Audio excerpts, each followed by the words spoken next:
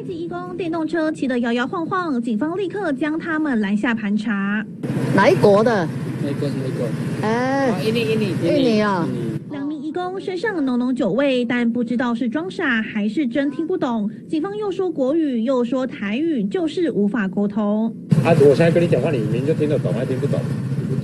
听不懂。可能智慧不多了。你是不是要喝酒？酒一般。你喝酒不能骑车，懂不懂？懂。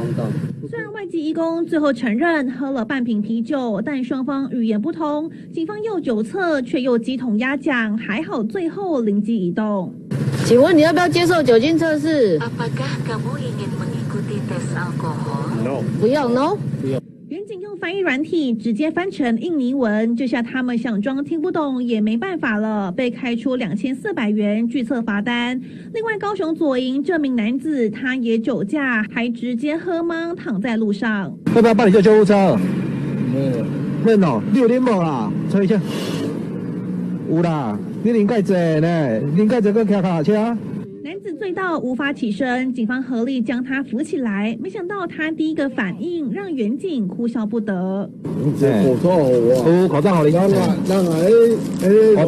嘿，安全，疫情我知疫情。男子虽喝到懵，仍不忘赶紧向 Pura-pura bego di hadapan polisi saat mabuk naik sepeda listrik.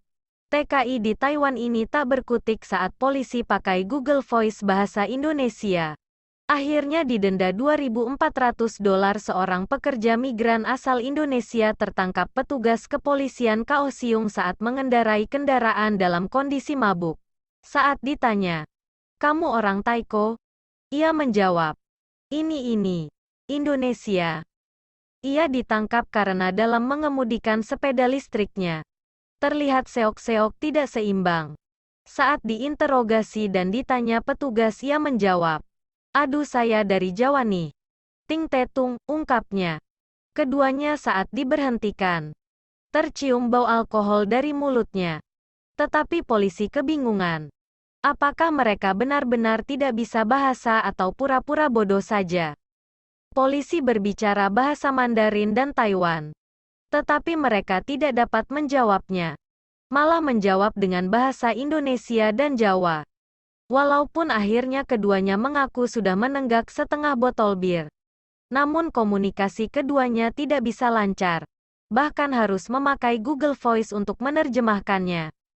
Polisi menggunakan software terjemahan untuk langsung menerjemahkannya ke dalam bahasa Indonesia. Disitulah mereka tidak bisa berpura-pura bego.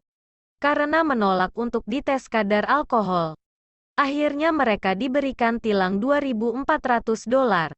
Selain itu, ada seorang pria di Zuoying, Kaohsiung, yang juga mabuk dan mengemudi.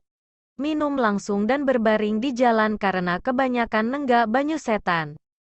Pria itu sangat mabuk sehingga dia tidak bisa bangun. Polisi yang bekerja sama untuk membantunya bangun.